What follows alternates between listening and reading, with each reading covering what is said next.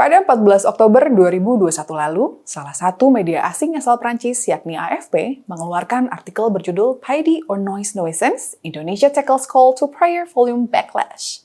Dalam artikel tersebut diberitakan bahwa terdapat seorang warga Jakarta berusia 31 tahun yang sebut saja bernama Rina, yang meskipun dirinya beragama Islam, mengaku merasa terganggu dengan suara azan dari masjid dekat rumahnya. Saya Yorin Halatu, welcome to Headline.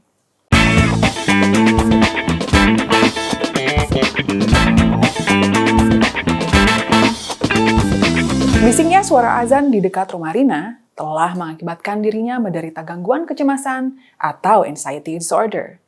Rina menjelaskan hal itu terjadi karena dirinya selalu terbangun dari tidurnya pukul 3 dini hari akibat terusik suara-suara dari masjid di dekat rumahnya yang menggunakan pengeras suara dengan volume cukup tinggi.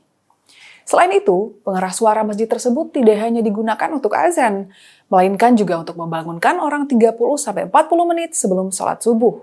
Akibatnya, Rina tidak bisa tidur, dan pada suatu titik sampai mual-mual dan tidak bisa makan. Rina bahkan menjelaskan bahwa dia harus membuat dirinya selelah mungkin agar bisa tidur di tengah kebisingan suara tersebut. Meskipun sudah menahan gangguan tersebut selama berbulan-bulan, Rina tetap memutuskan untuk tidak melakukan komplain terbuka. Hal itu dikarenakan dirinya takut komplainnya nanti akan menimbulkan permasalahan baru.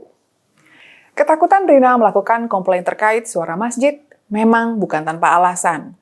Beberapa orang sebelum Rina yang sudah berani bersuara memprotes suara azan maupun suara lainnya yang berasal dari toa masjid yang terlalu bising mendapatkan backlash yang cukup serius.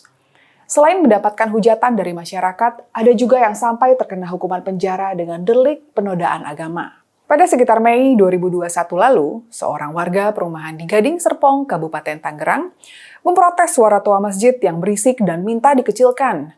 Akibat protesnya itu, warga tersebut hampir terkena amuk massa. Ratusan orang mendatangi perumahan tersebut. Warga yang protes tersebut akhirnya menyampaikan permohonan maaf. Dia mengaku hilaf dan menyesali aksinya yang meminta pengurus masjid mengecilkan volume toa masjid. Kemudian pada sekitar April 2021 lalu, artis Indonesia Zaskia Adiameka sampai memprotes seseorang yang membangunkan sahur pada saat bulan Ramadan menggunakan toa masjid sambil berteriak. Zaskia merasa hal tersebut bisa mengganggu masyarakat yang tidak menjalankan ibadah puasa atau yang tidak perlu bangun sahur. Protes Zaskia tersebut langsung mendapatkan respons berupa hujatan dari netizen. Selain hujatan online, Zaskia mengabarkan bahwa rumahnya juga sempat dilempari petasan.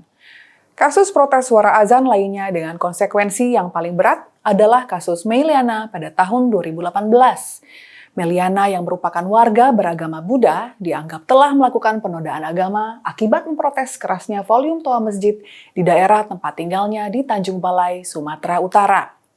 Pengadilan Negeri Medan menjatuhi hukuman pidana penjara 1,5 tahun terhadap Meliana. Sebelum kasus tersebut masuk proses peradilan, warga yang tidak terima dengan keluhan Meliana sudah terlebih dahulu merusak rumah Meliana dan Vihara Triratna yang ada di Tanjung Balai. Protes terkait suara toa masjid yang terlalu keras bukan hanya datang dari kalangan masyarakat umum. Pada tahun 2012, Wakil Presiden kala itu, Budiono, sempat meminta Dewan Masjid Indonesia untuk mengatur penggunaan pengeras atau toa di masjid-masjid lantaran suara azan dinilai terlalu keras. Di Indonesia sendiri ada sekitar 750.000 masjid di seluruh wilayah. Masjid ukuran sedang bisa mempunyai selusin speaker eksternal yang menggunakan azan 5 kali sehari. Berdasarkan pantauan salah satu media di Indonesia yang mencoba mengukur tingkat kebisingan azan masjid di daerah Jakarta dan Tangerang, ditemukan bahwa suara azan pada sampel di Jakarta Timur adalah sebesar 72 desibel. Sedangkan masjid di Tangerang yang sempat diprotes warga di perumahan di Gading Serpong adalah sebesar 83 desibel. Dalam keputusan Menteri Negara Lingkungan Hidup nomor 48 tahun 1996 tentang baku tingkat kebisingan, telah diatur soal tingkat kebisingan termasuk untuk di tempat ibadah, yaitu batas tingkat kebisingan yang diperbolehkan untuk tempat ibadah atau sejenisnya adalah maksimal 55 desibel. Sebagai perbandingan, suara bising di kisaran 80 desibel setara dengan suara bor yang melubangi beton. Sedangkan kalau berdasarkan sampai suara toa masjid yang di Tangerang yang mencapai 83 desibel tadi, artinya suara toa masjid sudah melebihi suara bor. Di negara seperti Indonesia yang mayoritas masyarakatnya beragama Islam, tradisi azan menggunakan toa masjid memang menjadi simbol religiusitas dan dianggap sakral oleh banyak pihak. Maka itu tidak sedikit orang yang langsung mengecam bahkan melakukan pengerusakan terhadap properti dari pihak-pihak yang merasa keberatan dengan suara azan dari toa masjid. Bahkan pihak pemerintah Jakarta menanggapi artikel yang diterbitkan AFP yang saya sebutkan di awal tadi, meminta masyarakat untuk maklum karena mayoritas masyarakat Indonesia beragama Islam.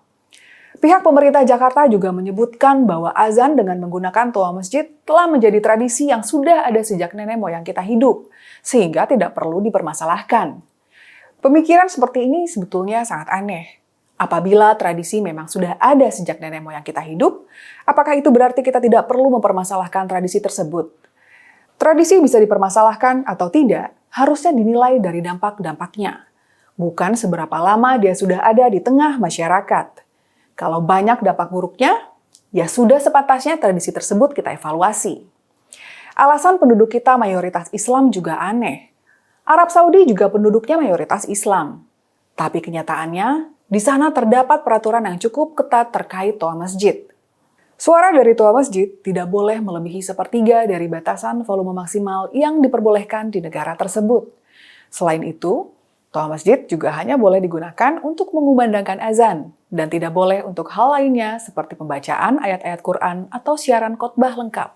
Selain berkaca dari Arab Saudi, jangan lupa bahwa kita juga sudah punya peraturan yang mengatur tingkat kebisingan yang diperbolehkan di negara ini, termasuk untuk kegiatan ibadah seperti mengumandangkan azan.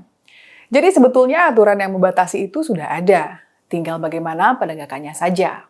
Aturan itu dibuat juga demi menghindari ketergangguan seperti yang menimpa Rina yang sampai mengalami anxiety disorder karena masalah ini. Di zaman yang sudah secanggih ini, mungkin kita juga perlu mempertanyakan lagi, apakah cara itu masih boleh dipertahankan?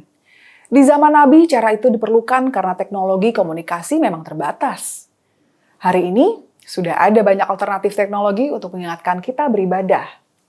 Mungkin sudah saatnya juga kita sama-sama merefleksikan, apakah tradisi ini harus dipertahankan begini, atau sudah saatnya dimodifikasi? Segitu dulu ya pembahasan kita di episode kali ini. Jika Anda punya pendapat tentang isu ini, di bawah ini ada kolom komentar yang senantiasa terbuka sebagai tempat diskusi bersama. Silakan sampaikan pandangan Anda di sana ya. Jangan lupa like dan share videonya kalau dianggap bermanfaat. Terus juga subscribe channel GeoLife dan nyalain lonceng notifikasi supaya nggak ketinggalan episode selanjutnya.